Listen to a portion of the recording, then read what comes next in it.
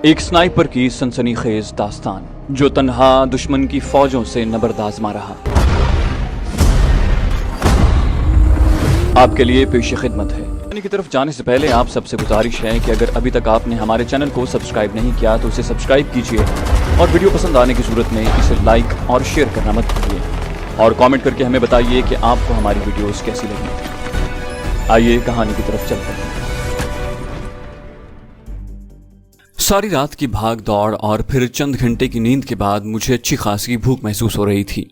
मेरे पास उस वक्त भूख मिटाने के लिए चनों के बने हुए मखसूस बिस्किट मौजूद थे, लेकिन वो बिस्किट मजबूरी की हालत में ही खाए जा सकते हैं। भूख मिटाने के साथ वो ग़िज़ाइयत से भी भरपूर होते हैं, लेकिन गंदम की रोटी और सालन में जो लज्जत है उसका मुकाबला वो रूखे फीके बिस्किट कभी नहीं कर सकते।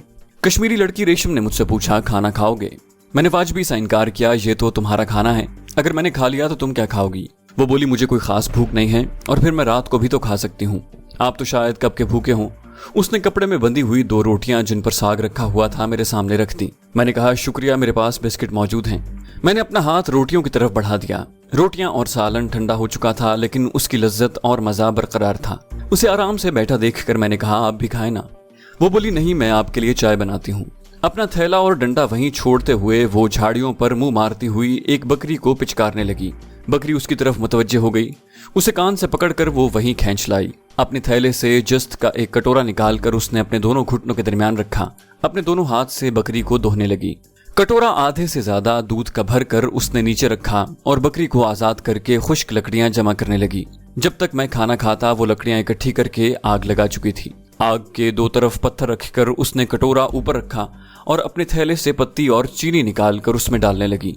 यकीनन ये उसका रोजाना का काम था, तभी इतने इत्मीनान और तरतीब भरे अंदाज में सरंजाम दे रही थी। चाय तैयार होने में देर नहीं लगी थी। चाय बनाकर उसने स्टील का एक बड़ा सा मग निकालकर चाय का भरा और मेरी जाने बढ़ा दिया। चाय की आम 3 प्यालियां बहुत आसानी से उस मग में समा सकती थी, लेकिन वो खालिस दूध की चाय थी। बगैर पसोपेश के मैं मग थाम कर चाय पीने लगा। चाय बहुत ही उम्दा बनी थी और उस वक्त मुझे चाय की तलब भी बहुत शिद्दत से हो रही थी। मैं सारा मग खाली कर गया। इस दौरान वो दिलचस्पी से मेरे चेहरे को घूरती रही। मग खाली होते ही उसने कटोरे से मजीद चाय उसमें उंडेली और मग दोबारा मेरी जाने बढ़ा दिया। मैंने नफी में सर हिलाया, शुक्रिया। वो मुसिर हुई, थोड़ी सी तो लेना। मैंने कहा, नहीं, आप पिए, मैं थोड़ी देर बाद पी लूंगा। और असबात में सर हिलाकर वो चाय पीने लगी। चाय पीकर उसने डंडा उठाया और बिखरी बकरियों भेड़ों को इकट्ठा करने लगी। इस दौरान मेरी नजर उस पर गड़ी रही। 1-2 बकरियों को करीब लाने के लिए उसे मेरी निगाह से ओझल भी होना पड़ा, लेकिन जल्द ही वो दोबारा नजर आने लगी थी। अपना मेमना पकड़कर वो मेरे करीब आ बैठी। मेमने को सहलाते हुए उसने पूछा, आप वापस जा रहे हैं या आ रहे हैं? मैंने सीधा जवाब दिया, यकीनन ये जानना आपको जरा भी फायदा नहीं देगा। वो बोली, शायद आपको मेरा सवाल बुरा लगा है। मैंने तीखे लहजे में पूछा, क्यों नहीं लगना चाहिए? उसने मुंह बनाया, बिल्कुल भी नहीं। मैंने पूछा, क्यों? वो इत्मीनान से बोली, क्योंकि मैं जानती हूँ आपने गुज़श्ता रात ही सरहद उबूर की है। मैं इस्तेहज़ाई अंदाज में हंसा। जरूरी नहीं कि आदमी का हर तुक्का निशाने पर लगे। वो बोली, अंदाजे नहीं लगा रही, मुझे अच्छी तरह मालूम है। उसने मोटी मोटी आंखें मेरी आंखों में डालकर मुझे नजर चुराने पर मजबूर कर दिया। मैंने अपना इश्तियाक छुपाने की कोशिश नहीं की थी और पूछा, आपको कैसे मालूम? वो बोली, यकीनन ये जानना आपको जरा सा भी फायदा नहीं देगा। उसने मेरा कहा हुआ फिक्रा लौटा दिया। मैं होंठ भींच कर रह गया था। एक लम्हे की खामोशी के बाद उसके होंठों से नकरई कहकहा बरामद हुआ। खफा हो गए? उसने शोख लहजे में पूछा और मेरी तरफ से कोई जवाब न पाकर वो कहने लगी, अच्छा, मैं बता देती हूँ। आज सुबह चंद इंडियन फौजी हमारे गांव के बड़े के पास आए थे और पूछ रहे थे कि आज सुबह या रात के किसी वक्त अगर कोई बाहर का आदमी हमारे गांव में आया हो या किसी अजनबी को हमारे गांव के किसी आदमी ने यहाँ से गुजरते हुए देखा हो तो बता दें। बस गांव के बड़े ने उनके सामने तमाम लोगों को बुलाकर ये बात पूछी, मगर किसी की तरफ से असबाती जवाब न मिला। फिर गाँव के बड़े ने उन फौजियों से पूछा कि मतलूबा आदमी का रुख किस तरफ है। तब उन्होंने बताया कि आदमियों की तादाद तो यकीनी नहीं कि एक आदमी भी हो सकता है और ज्यादा भी। अलबत्ता इतना मालूम है कि उन्होंने गुज़श्ता रात ही सरहद पार की है और उनमें से एक आखिरी मर्तबा हमारे गांव ही से चंद किलोमीटर दूर देखा गया है। उसका रुख हमारे गांव की तरफ ही था। उसके साथ वो आपके खतरनाक होने के मुताल्लिक भी काफी कुछ कह रहे थे। उसकी तफसीली गुफ्तगू सुनकर मैं मुतमईन हो गया और पूछा, और आपके ख्याल में वो मैं हूँ? वो जोर से हंसी, नहीं, वो मैं हूँ। उसके अंदाज पर मेरे होंठों पर भी मुस्कुराहट नमूदार हो गई थी। वो बोली, वैसे आप तीसरे आदमी हैं। मैं हैरान रह गया, क्या तीसरा?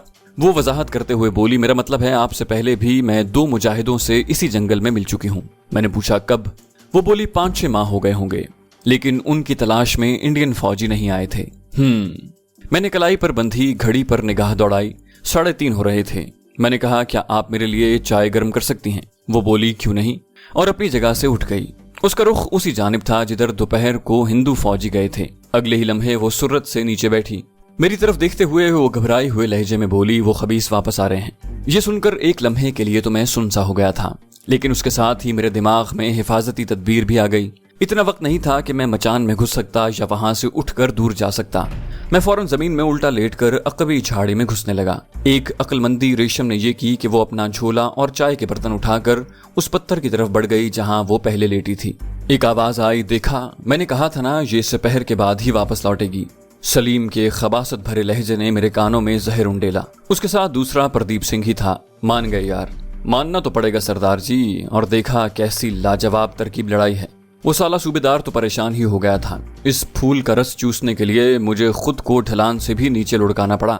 प्रदीप सिंह ने तहसीन आमेज लहजे में गाली बकी, बड़ा हरामी है रे तू। सलीम ने दाद चाहने वाले अंदाज में पूछा, अब तो पहला नंबर मेरा बनता है ना? वो बोला, ठीक है यार, जैसे तुम्हें पसंद हो। प्रदीप सिंह ने फौरन इत्तेफाक किया था। उनकी बकवास सुनते ही मुझे हकीकत तक पहुंचने में देर नहीं लगी थी। सलीम वहां से तो चला गया था, मगर रेशम को वो खबीस अपने जहन से झटक नहीं पाया था, और रास्ते में उसने खुद को जानबूझकर ढलान से लुढ़काया ताकि सीनियर की नजर में जख्मी बन सके। सिर्फ उसके जख्मी होने की वजह से बाकी तमाम तलाशी का काम तो नहीं रोक सकते थे। यकीनन सीनियर उसे वापस अपनी पोस्ट पर जाने का कहकर बाकियों के साथ आगे बढ़ गया होगा और प्रदीप सिंह को उसकी मदद के लिए छोड़ गया होगा।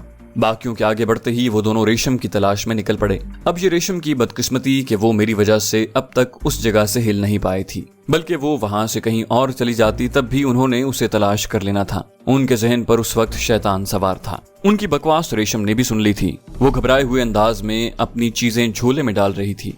कटोरे से बकिया चाय गिराकर उसने कटोरा, मग और खाने वाला कपड़ा झोले में डाला और झोले को बगल से लटका कर उसने अपनी लाठी हाथ में पकड़ ली।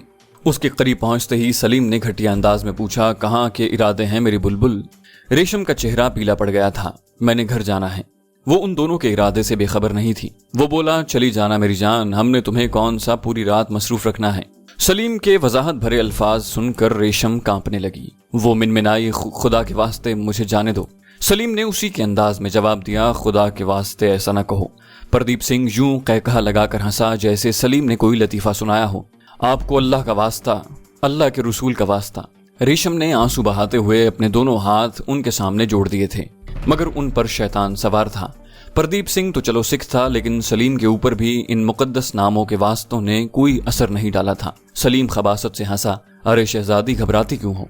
हम तुम्हें जान से थोड़ी मारेंगे, बस जरा सा शुगल करेंगे और चली जाना। ये कहते ही उसने अपनी क्लैशनकोफ एक तरफ फेंकी और झपट कर रेशम को दोनों बाजुओं से पकड़ लिया। रेशम खुद को उसकी गिरफ्त से आजाद करने की कोशिश करने लगी, छोड़ो मुझे।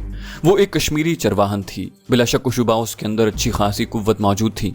एक सलीम के काबू में वो इतनी आसानी से नहीं आ सकती थी। एक मर्तबा तो उसने खुद को सलीम की गिरफ्त से छुड़ाया, लेकिन फिर सलीम बुरी तरह उससे चिमट गया।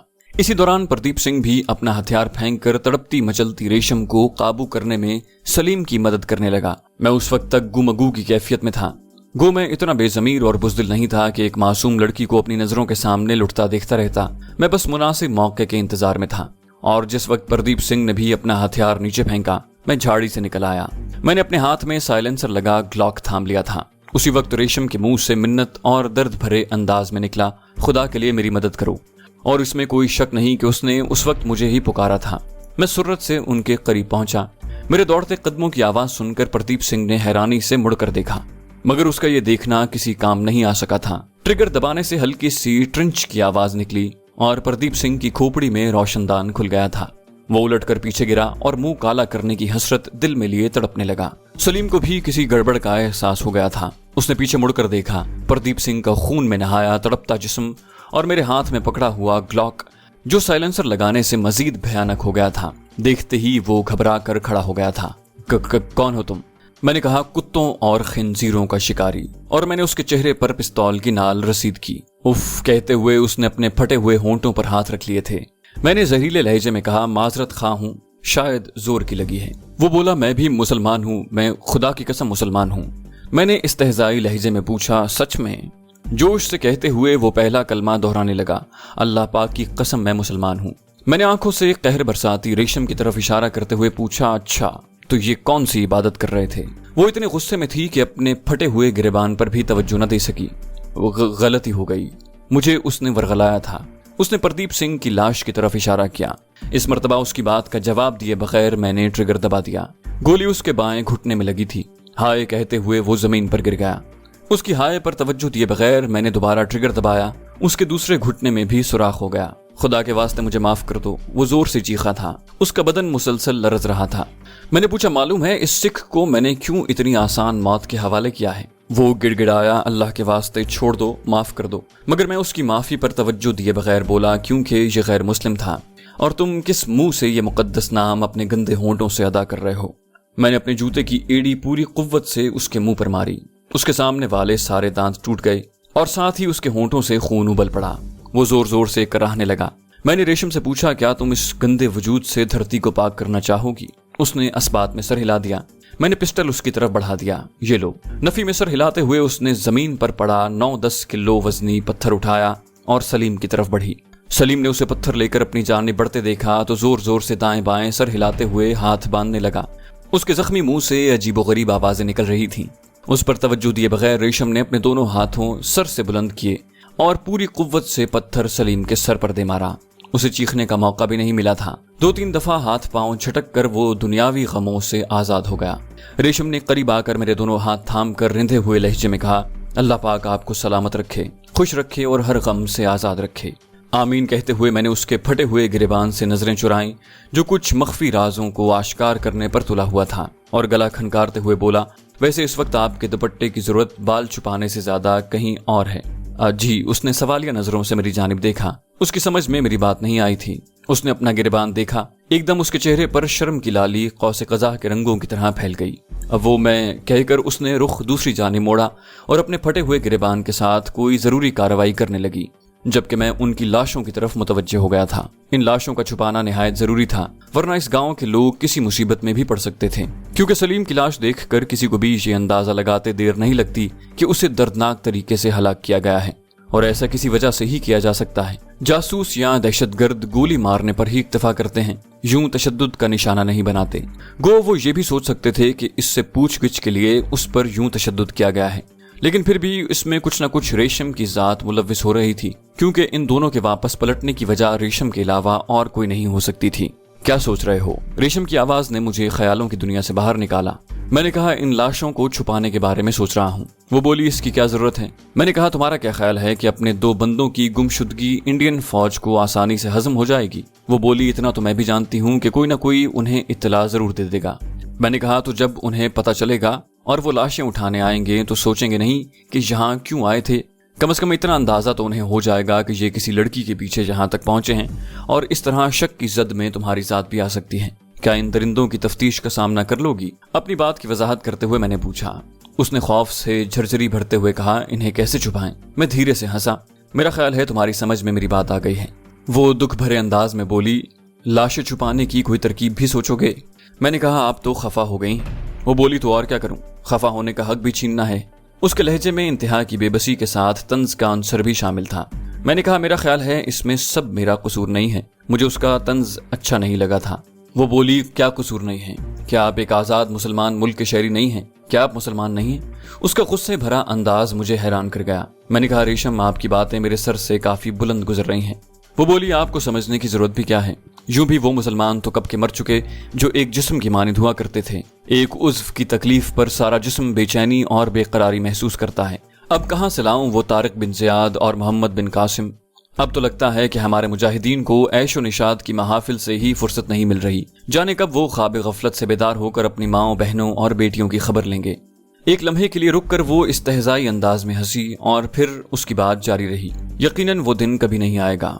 यूं भी जब जहाद ही दहशतगर्दी के जुमरे में आ गया तो जिहाद कौन करेगा? उसकी हकीकत पर मबनी गुफ्तगू का मेरे पास कोई जवाब नहीं था, लेकिन मैंने चुप रहना मुनासिब नहीं समझा था। मैंने कहा, आपके मुसलमान भाई नहीं सोए।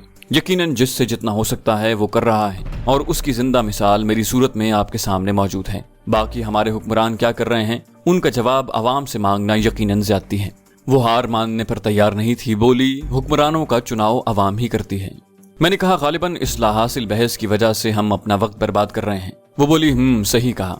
मैं बोला, तो चलो कोई जगह ढूंढते हैं। मैं आगे बढ़कर उनकी तलाशी लेने लगा। उनकी जेबों में सिगरेट और लाइटर के अलावा कोई काबिल जिक्र चीज मौजूद नहीं थी। लाइटर अपनी जेब में डालकर मैंने उनके यूनिफॉर्म से क्लैशनकोफ के फालतू मैगजीन भी निकाल कर क्लैशनकोफों के साथ रख दिए। वो घूम फिर कर कोई मुनासिब जगह ढूंढ रही थी। जरा यहाँ आए। निस्बतन ढलान की तरफ से मुझे उसकी आवाज सुनाई थी। मैं उसकी तरफ बढ़ गया। वो एक गड्ढे के किनारे पर खड़ी थी। मेरे करीब पहुंचने पर बोली, आपने अपना नाम क्या बताया था? मैंने कहा, मैंने अपना नाम बताया ही नहीं, अलबत्ता आप मुझे अजनबी कह सकती हैं। और मैं गड्ढे का जायजा लेने लगा। गड्ढा काफी गहरा था। दोनों लाशें आसानी से उसमें समा सकती थीं। मेरा रूखा लहजा सुनकर उसने कुछ भी कहने से गुरेज किया। मैं लाशों की तरफ बढ़ गया। मैंने प्रदीप की लाश के पास रुककर उसे आवाज दी, सुनो। वो मेरे करीब आने लगी। जी। मैंने कहा, अगर मैंने अकेले ये लाश उठाई तो मेरे कपड़े इनके खून से लथड़ जाएंगे।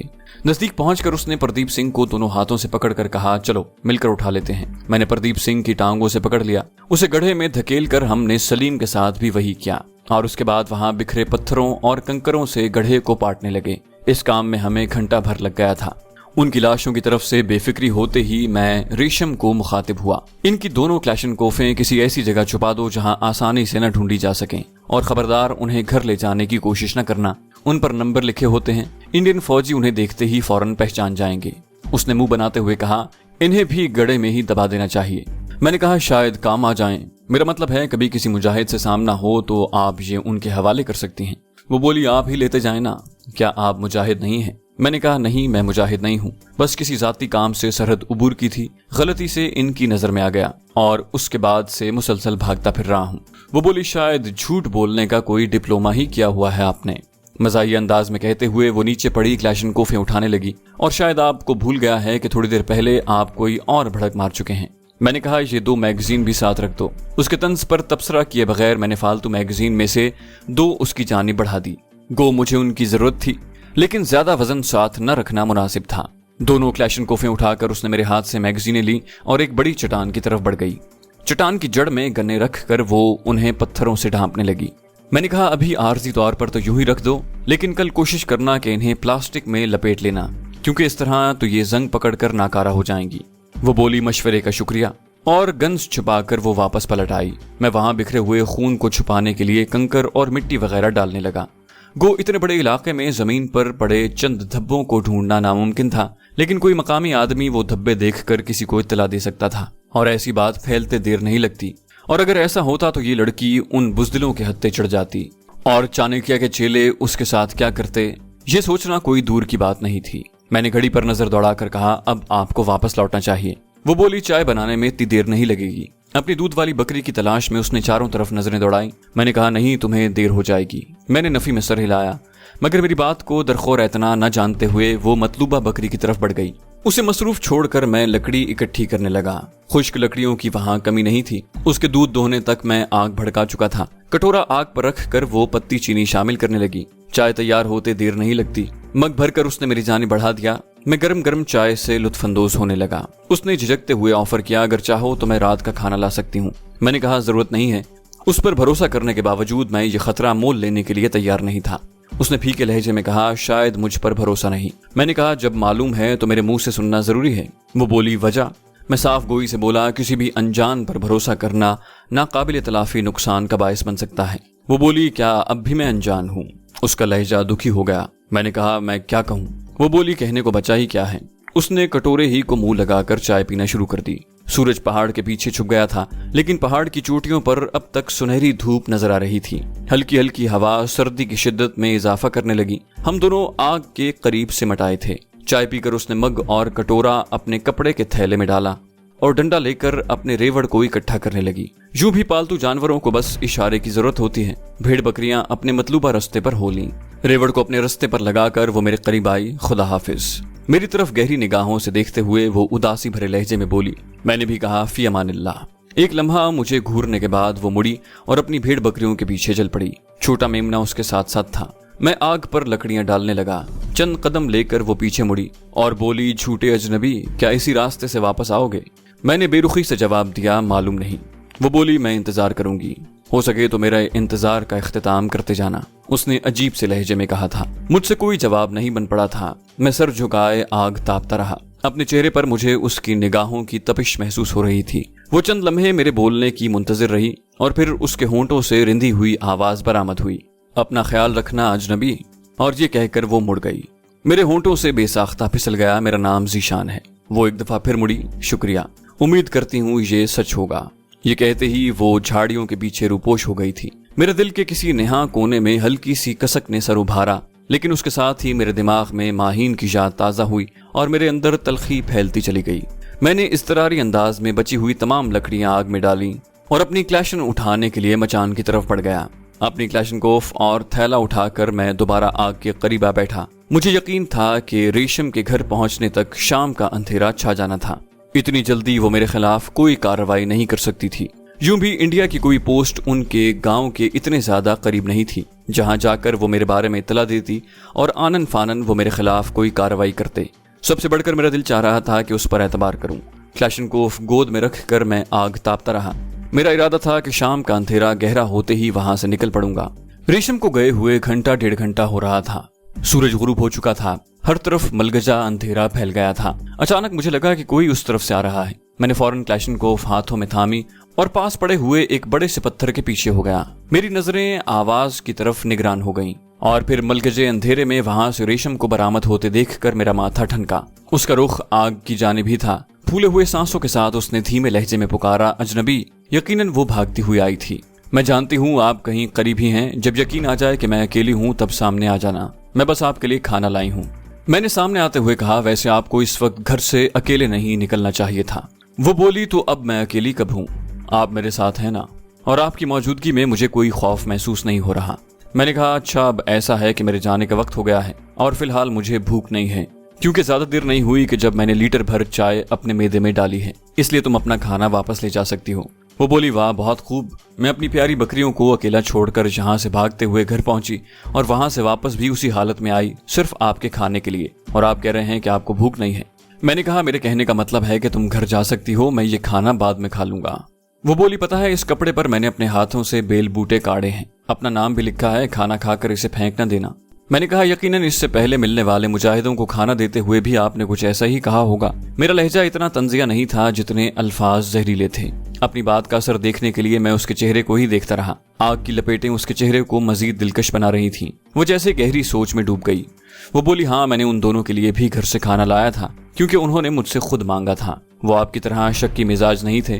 اور پھر رخصت ہوتے وقت ایک نے میرے سر پر ہاتھ رکھ کر کہا تھا کہ بیٹی اللہ پاک تمہیں حفظ و امان میں رکھے، اور دوسرے کو میں نے کہا تھا کہ بھائی میں تمہارے لیے ہمیشہ دعا گو رہوں گی، آپ اجنبی تھے اور اجنبی ہی رہیں گے۔ تھوڑا رک کر وہ بولی، اندھیرا پھیل رہا ہے، یہ آگ دور سے نظر آ سکتی ہے، اور کوئی بھی اس طرف متوجہ ہو گیا تو آپ نے میری ذات کو شک کی نگاہ سے دیکھنا ہے۔ آپ آگ کو بجھا دیں اور یاد رکھیں میرا نام رومانا ہے۔ آخری الفاظ کہتے ہوئے مجھے اس کی سسکی سنائی دی اور وہ ایک دم بھاگ پڑی۔ آگ کے بارے میں اس نے صحیح کہا تھا۔ میں دیر کیے بغیر دائیں بائیں پڑے پتھر آگ پر پھینکنے لگا۔ پتہ نہیں اس نے اپنا نام بتاتے ہوئے غلط بیانی کیوں کی تھی۔ اچانک مجھے یاد آیا کہ ریشم نام تو اس نے پردیپ سنگھ وغیرہ کو بتایا تھا، اور میں بھی اسے اسی نام سے پکارنے لگا تھا۔ بہرحال وہ رومانا تھی یا ریحانہ، مجھے اس سے کچھ لینا دینا نہیں تھا۔ یوں بھی میں نے کسی خاص مقصد کے لیے سرحد عبور کی تھی جس میں رومانا جیسی لڑکی سے تعلق کی کوئی گنجائش موجود نہیں تھی۔ بقول شاعر، کسی نے دھول کی آنکھوں میں جھونکی، میں اب پہلے سے بہتر دیکھتا ہوں۔ آگ بجھا کر میں نے اپنا سامان سنبھالا اور وہاں سے روانہ ہو گیا۔ میں نے وہی راستہ استعمال کیا تھا جس پر رومانا یا ریشم چل کر گئی تھی۔ 10-15 منٹ میں نیچے پہنچ گیا۔ پہاڑ کی ڈھلان ختم ہونے کے بعد نسبتاً ہموار جگہ تھی۔ چاند نکلنے میں ابھی کافی وقت پڑا تھا۔ اس علاقے میں یوں بھی پہاڑیوں کی وجہ سے چاند طلوع ہونے کے کافی دیر بعد نظر آتا ہے۔ گو کچی سڑک پر سفر کرنا مجھے کافی مسائل سے بچا سکتا تھا، لیکن اس میں بڑی قباحت یہ تھی کہ کچی سڑک نے پوسٹوں کے قریب سے ہو کر گزرنا تھا اور میں کسی کی نظر میں آنے کا متحمل نہیں ہو سکتا تھا۔ انڈین فوج مجھے پچھلے علاقے میں ڈھونڈتی پھر رہی تھی اور میں چاہتا تھا کہ وہ وہیں مشغول رہے۔ چینل کو سبسکرائب کیجیے اور بیل آئیکن پر کلک کیجیے تاکہ آپ کو تمام ویڈیوز فوراً ملتی رہیں۔